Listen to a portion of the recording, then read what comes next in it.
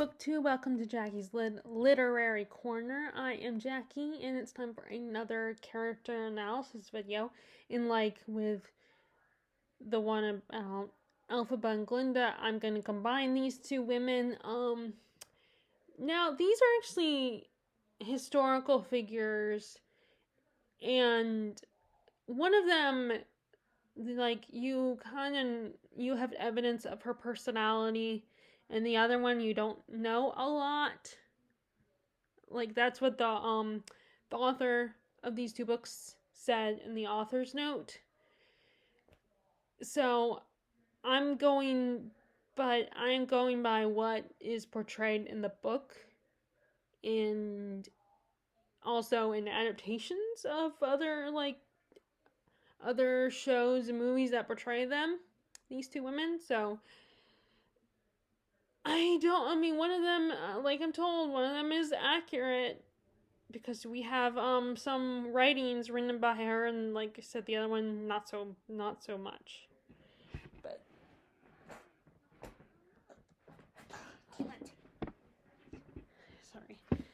sorry, that is Katherine of Aragon. I keep on saying Aragon because I'm reading Lord of the Rings, but Katherine of Aragon, King Henry VIII's first wife, and the mother of his daughter Mary, who does become queen briefly. And this is the one where we actually, we have her letters. And then the other one is Anne Boleyn, and we don't have a lot of her writings. So we don't have any of her letters.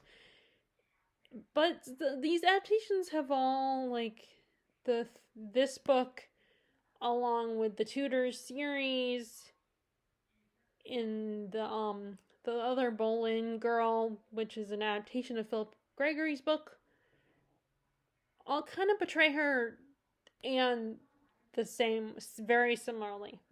So I'm assuming that's pretty, or at least that's what historians believe she was like. Okay, so first let's talk about Katherine.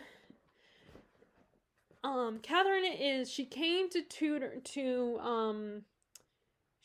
England, I think, in her late teens, and she was the Spanish princess, and she knew that she would, and of course she obviously knew that she was gonna marry a prince or king from another country to form an alliance. And she was very willing to do her duty and, do what was necessary, what she knew she would need to do. And she was betrothed to King Arthur. Not Arthur of legend, but King Henry's brother Arthur. And the reason why is, it is believed that he died of tuberculosis not too long after they got married. And when she met his brother, young little Henry, he was a little boy, so he's considerably younger than her. There is an age gap between the two of them, which nowadays that is seen as weird and creepy, especially if it's an older male and a younger woman. That's it's very weird, and but I think back then it might have been normal, especially the case of a young girl marrying, especially a young girl marrying an older man, being betrothed to an older man. And I wonder if that has to do with, so that the woman can continue to make babies for the king, so he'll have heirs, which is kind of what came between Katherine and Henry. And they actually had a good 10 years marriage. They actually had a pretty good marriage. There was love between them. Here is this scared little young woman, who's being shifted around by, they're playing tug of war with her being the one in the middle between Henry's father, King Henry VII, and then her father, Ferdinand.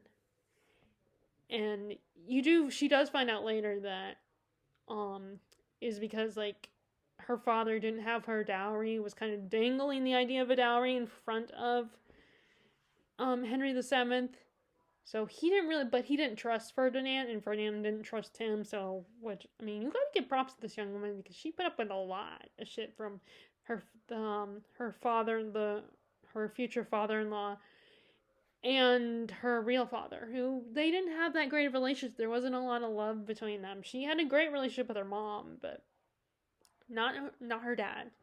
Her dad was kind of cold. At least that's the impression I get from this book, the way he's described in this book.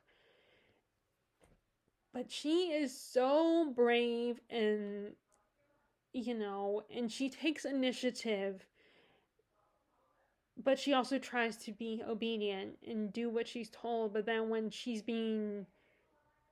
gets frustrated and is being dangled in front of, being tossed back and forth and just sitting there not knowing what to do, she does right to her dad, is like, okay, what is going on here? I got, I need the money to pay my, my, let's say for the sake of my girl, the people who work for me, who, and she's getting really frustrated. So I definitely felt bad for Katherine. And she's also a very good, kind person. She really puts in the effort to help the people of the kingdom, to show that she's a good queen. Once she and Henry get married, and I think when she's engaged to Arthur, I don't know. It's I don't know if it was like but she won the hearts of the people really quickly, because she, and she wasn't just doing it for clout. I mean, she genuinely, I think, cared about these people and wanted to help them, wanted to be a good queen for them and be a good leader. And she actually, when Henry's gone, fighting, I don't know if it was France or the Scots, or like the Scots came to England. I don't know who came where. I know that they don't have the best relationship with either the Scots or the French.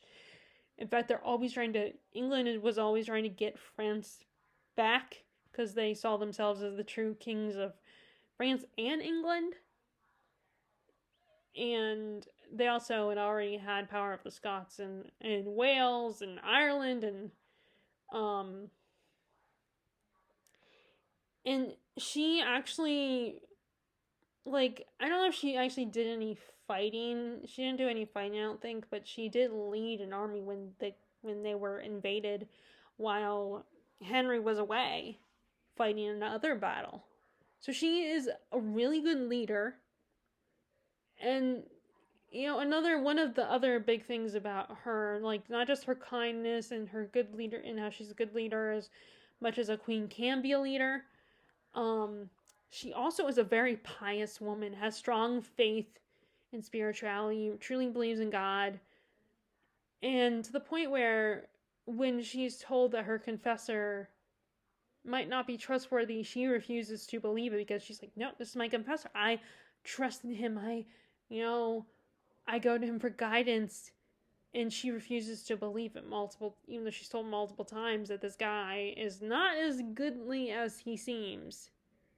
And twice in the story, I don't know if, like I said, I've never, like I said, we are told that we have Catherine's letters, but I don't know if, like, the people that we learn about in the story that are betraying her and using her, if they're real people or not. But she does find out one of her,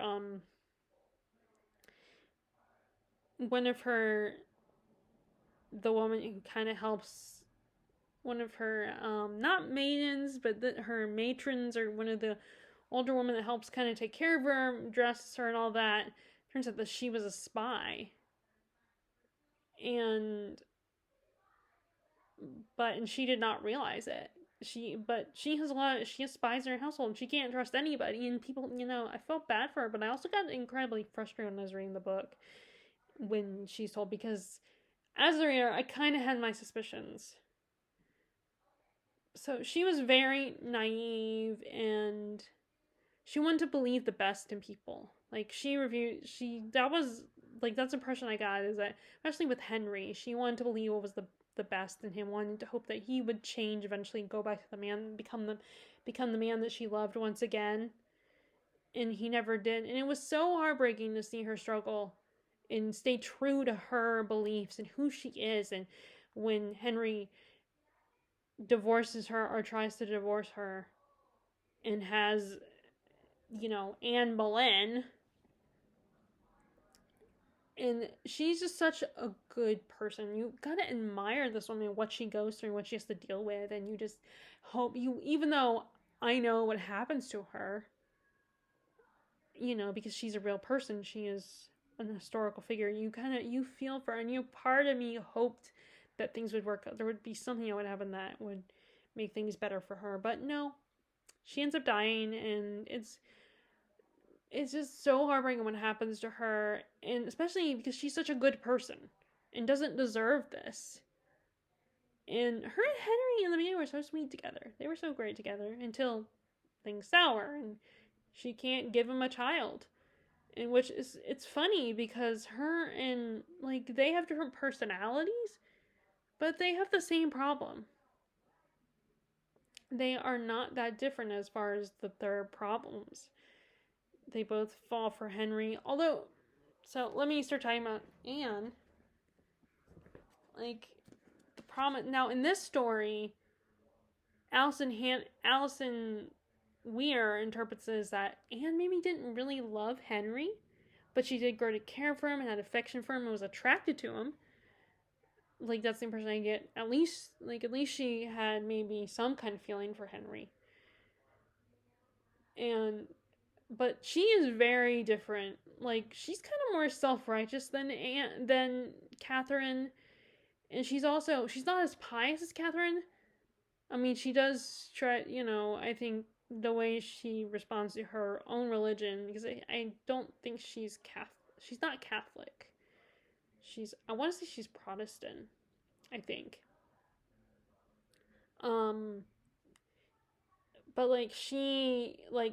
But she's more focused on a lot of more modern ideas, all about women getting more rights and that women should be equal to men in the struggle of being a woman and not having a lot of privileges and having to be forced to be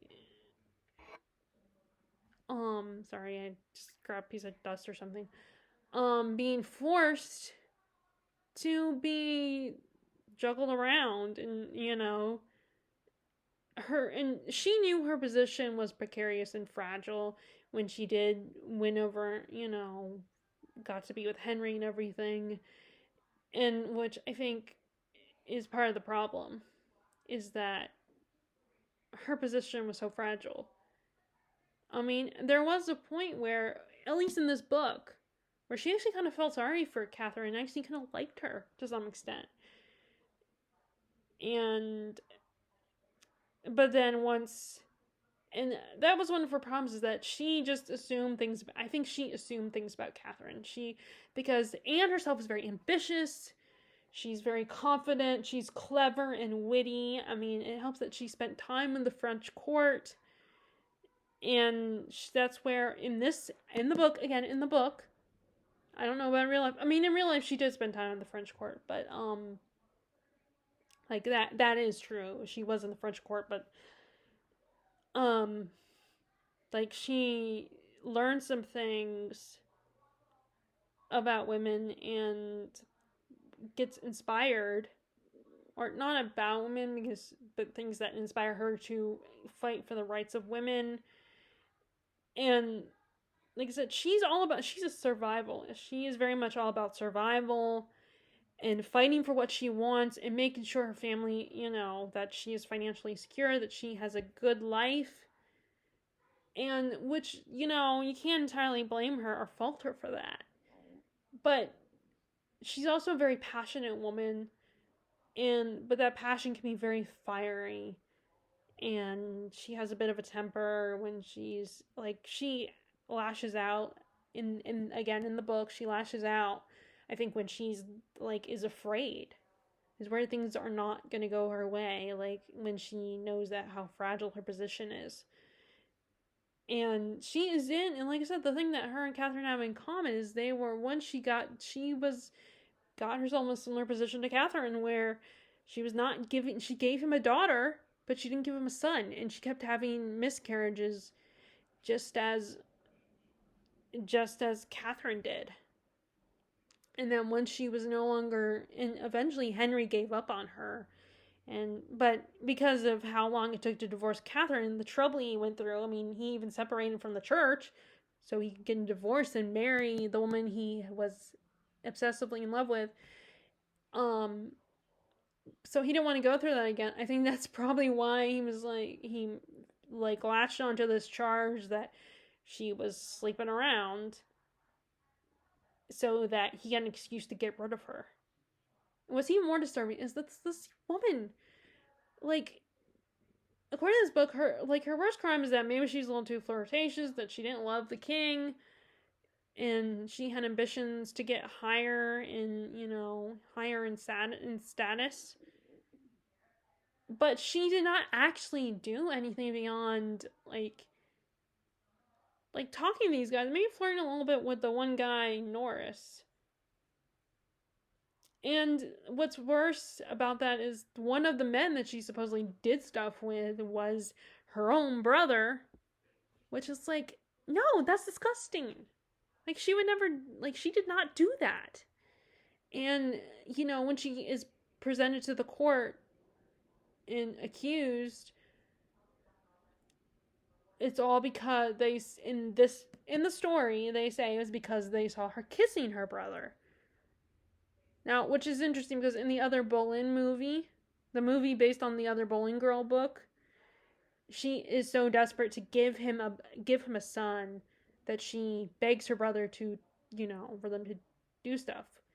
But then he talks her down and is like, no, we can't, that is incest, we cannot do that. But it's because of fear. And so I think, she does desperate things out of fear. And it makes her angry. And so, but in this book, she never does anything. She is afraid and lashes, and all she does is lash out on people. And even once tries to get Henry to, get rid of Mary Tudor and Katherine. So she does make that mistake of constantly telling Henry to get rid of them, and maybe even get rid of Thomas More, and when he refuses to acknowledge Henry being the religious icon, he represents, religion and everything. He is the religious figure. And which this woman caused him to, like, I can kind of understand on some level why he gets so angry and he latches on to putting all the blame on her because of her, because he did a lot of things for her. He separated from the church. He had Thomas More condemned to death. But what really annoys me is because this man, he makes his own choice. He's not a naive puppet. Like, yes, he was obsessively in love with her, and yes, she kind of, in this book at least, she does threaten to leave him multiple times. But at the point when he arrests Thomas More and everything, when she's trying to get rid of Katherine, she's like, I think they're married at that point. No, well, maybe even before they're married, she probably told him to, get rid of Katherine and marry. And it is just about her fear, but she does put a lot of blame on them. And I don't think she should put all the blame on them. But I do think, and I think that Henry has a choice. He doesn't have to listen to her. Like, I mean, she can't really get out of them, if she tries to get out of this relationship, her family will lose everything. So she's like, I think he was kind of being dumb, because it's like, it's not like she's going to actually ever leave you. And now, granted, it's not out of love for King Henry, but still, I mean, she's not, because if she doesn't have a lot of options. But it's just, and it's actually interesting because, I was listening to the Gone Medieval podcast, and the two hosts of that show did go to the tower, and the Bloody Tower, apparently that's another name for it. They go and, exploring everything, and they're telling us all about what happens there, and all about all the famous prisoners, And one of the hosts asked the other one a question: who would you rescue if you could rescue one person from the tower? Who would it be? And she said Anne Boleyn, because she couldn't say the princess in the tower because it could only be one person. And if it didn't have to be one, if the question didn't imply it could only be one person, then I also would love to rescue the princes at the tower too, because they were just little boys. But anyway, she said Anne, because Anne didn't really do anything. But she didn't do what she was accused of. Like, she didn't do the crime that put her in the tower in the first place. But she did do some other, like, at least in these books. Now, we don't know how accurate that is. So it's weird because this is about a historical figure, but we don't have a lot of background. It's not like today where there's this thing with my stupid computer. My screen keeps threatening to go black on me. But anyway, but yeah, and so part of me would want to would be tempted to rescue her. Now, I would, my answer is leaning towards Thomas More personally, because he genuinely really didn't do anything wrong. And, like, there were things that Anne might have done, but not that where she deserved to end up in the tower in the first place. I mean, she was a very strong, ambitious woman. Like I said, that's the difference between her and Katherine. Katherine was, she was willing to be obedient. She was a pious woman and had very strong faith. But like I said, Anne had her own faith, but she was much more willing to get her hands dirty, and she did try to pretend to be kind and help and care about the people, but the people were not dumb. They knew she was only doing it to make herself look good in front of people. I kind of did in this book felt sorry for her a couple times, because she's not evil. She's just a bit selfish and a little too ambitious for her own good at times, and has a very fiery temper. But it was all about survival in this time, and she did think it was unjust that these kings could get away with taking these women whenever they wanted and playing with them and then dumping them later. Like, he takes her, Henry, before Anne comes, before he sets his sight on Anne, he was with Mary, because and she kind of had to stay with him. But then she wasn't enough, and she couldn't give him heirs, I don't think. Or something. I don't remember. Again, I don't remember why it didn't work out with them. But it did get Anne a chance. And her relationship with her sisters, like from what I remember, the other Boleyn Girl, the movie, I have not read the book. I never got around to reading the book. But Anne seemed like kind of the more bitchy one, in that Mary Boleyn was a little more, I mean, she wasn't a saint, but she was a little more naive and very sweet and just a kinder person than Anne was, but that just might be how, Philip Gregory interprets. But in this one, she seems still kind of naive and kind of the typical, like, whiny younger sister kind of personality that, there are times when she's very sweet and not, but makes dumb mistakes, and Anne has to clean things up for her. I mean, there is love between them, like, because they're sisters. Like, Anne tries to help Mary Boleyn out a couple times, and feels bad for her, especially when her first husband died, and tries to, like, protect her sister, because the dad is, like, kicks her out. Their dad, Thomas Boleyn, kicks her out and is like, go live with your in-laws. You're not worth it to me anymore. Because their dad, oh my god, I couldn't stand their dad. I love to talk about their dad is such an asshole. He sees them as only worth the use they provide for him. And then once they're not useful anymore, he's like, I don't care about you, go away. And Anne does come to her defense, her sister's defense, and try to help her out a little bit. Even talks and writes to King Henry and is like, can you, my sister, help my sister out a little bit? And she kind of also implies that he owes Mary, I think. Like, not directly, but I think she does kind of hint a few times that, reminds him indirectly that he does owe Mary and he should help her out a little bit because they were together for a brief period of time. He took her as a mistress. But so there's love between her and her sister. But then of course they fight a lot, and at one point Mary does marry someone else, but she doesn't ask her sister for permission, or King Henry for permission, or her father for permission. She just elopes with this guy. So that's like a big no-no. Don't do that, that's disobeying. And so that kind of taints their relationship forever. Like, they are no longer speaking. She sends Mary and her new husband away, and like, I don't want to see you ever again. And it is really sad because she does think about her in the end, and it wishes that she could see her sister one last time.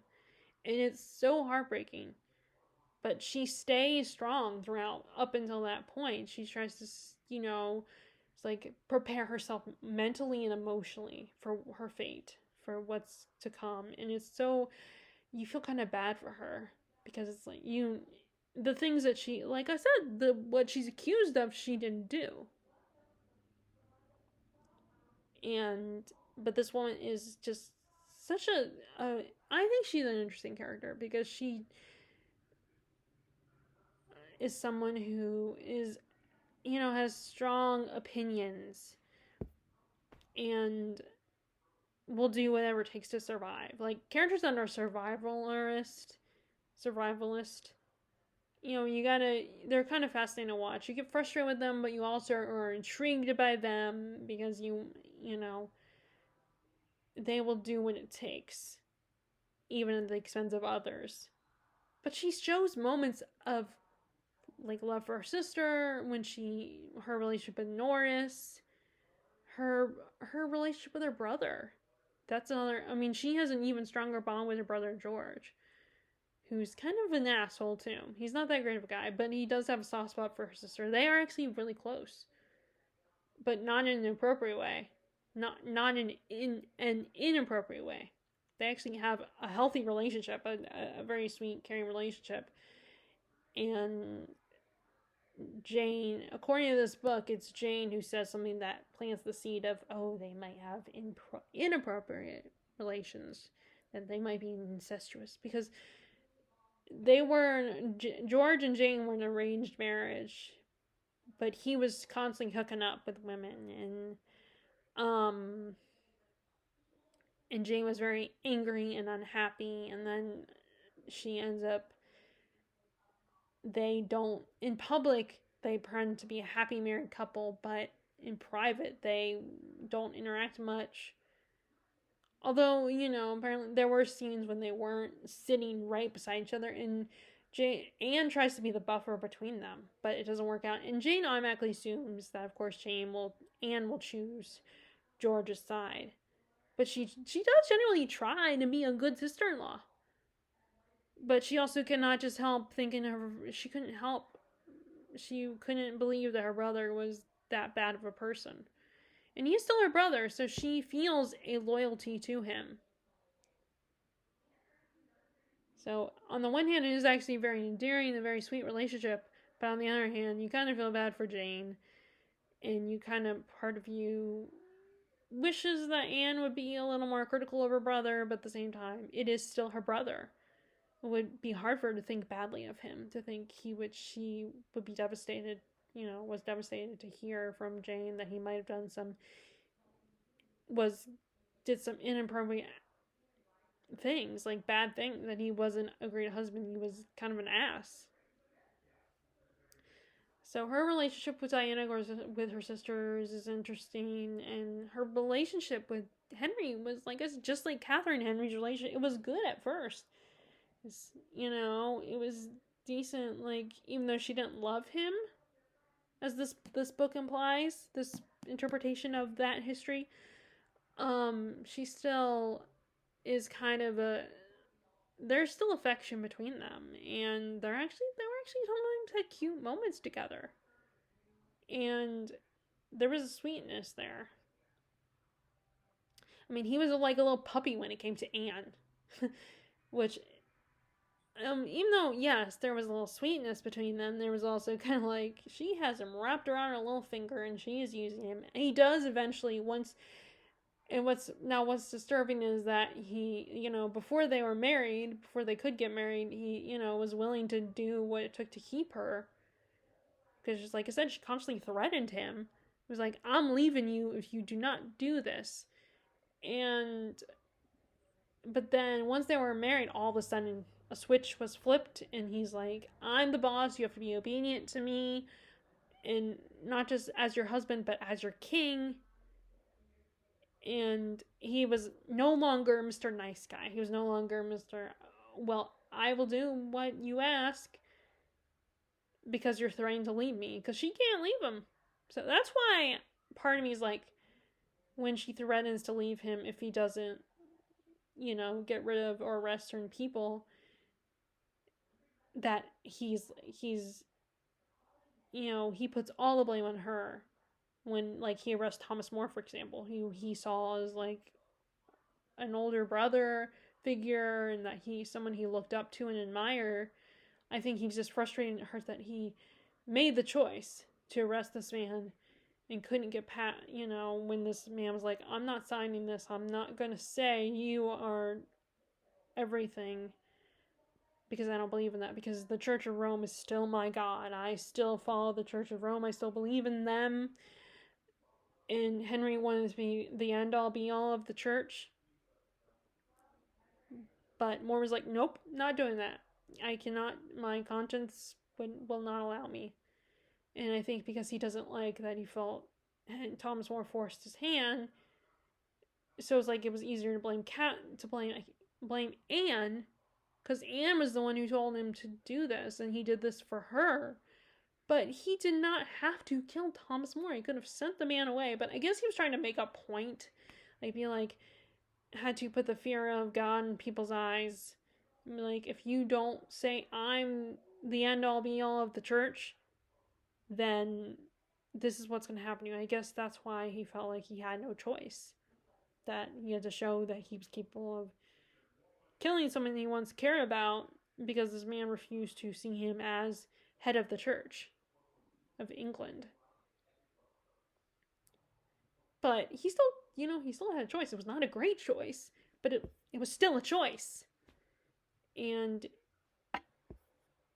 so I feel like he couldn't put all the blame on Anne. But yeah, I liked reading about Anne, even though I was very familiar with the characterization that is put on her from other adaptations, like the Tudor series and the adaptation, and then the adaptation that was, of Philippa Gregory's book. And like I said, she is very similar to those versions of her character. And that when I was reading the book, though, I was picturing the Tudor series and that actress whose name escapes me at the moment as Anne Boleyn. I mean, there were times I was picturing Natalie Portman too as the character. But yeah, you like she has her own qualities that are admirable, and it's kind of hard because, and I think a lot of times modern readers are more prone to admire people like Anne rather than people like Katherine, who are super good and try to be a good person and super religious. I mean, of course, you have your people that will, be all about Katherine and admire her and respect her and be like, she's, I admire her and look up to her. You still have your people like that, but I think a lot of time, in today's modern audiences, modern readers, but I think a lot of people like characters like Anne because they're more compelling to read about. Although, one of the reviews of a booktuber I watched did say they felt like Anne was a little bit bland as a character. No, I gotta say I disagree though with that. I don't think she was bland at all. I think she was both these women are compelling and admirable in their own ways. Unfortunately, they never became friends, and it's obvious why. But yeah, now I don't know a lot about Jane Seymour. She's the next one to read that I'll be reading about. The next fiction-wise I'll be reading about. I don't know a lot about her.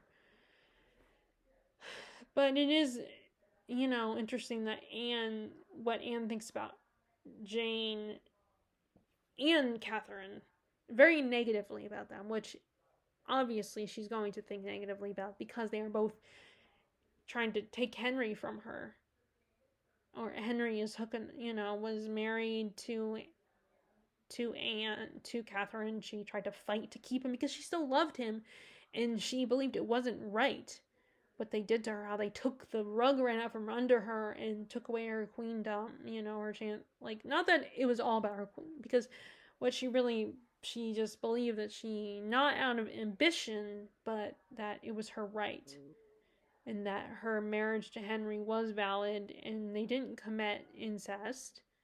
Because it was like, oh, she was married to his brother, and they supposedly did stuff. But, we were told shortly that they didn't. In which I'm, at the moment, I'm believing that, that they didn't actually do anything.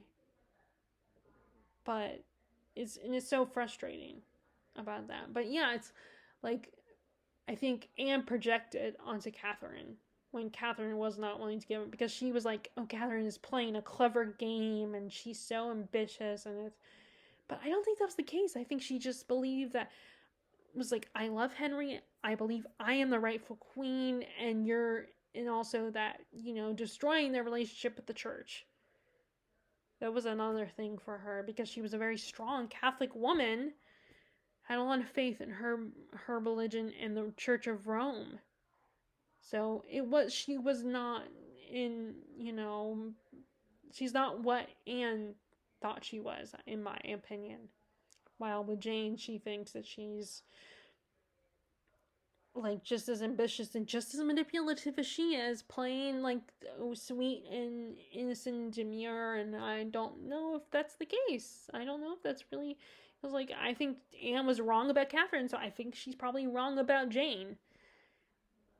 I just think, like I said, Anne, when she's scared and painted into a corner, she becomes mean and angry and lashes out, and then she'll panic. And it was kind of heartbreaking to see her have similar struggles to Katherine about the whole baby thing, how she kept having miscarriages, and I blame Henry partly for all that, her miscarriage, because he was stressing her out.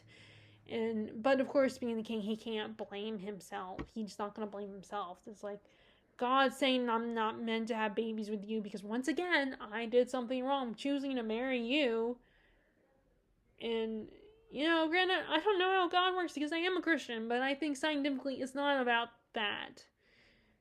It is biologically and scientifically, I don't think it's like God was, I don't know, maybe he was passing judgment. I don't know how God works. I do believe in God, but, I don't know if, but a lot of people would say that biologically it's probably not God is passing judgment. There's something else going on. Like, it isn't that,